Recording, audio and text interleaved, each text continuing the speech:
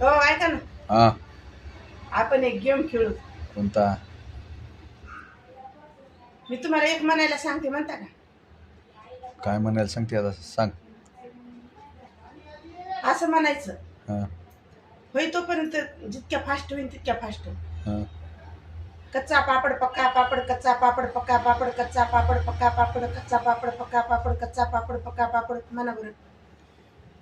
हम्म, कच्चा पापड पक्का पापड, कच्चा पापड पक्का पापड, कच्चा पापड पक्का अरे येत नाही रे बाबा मला.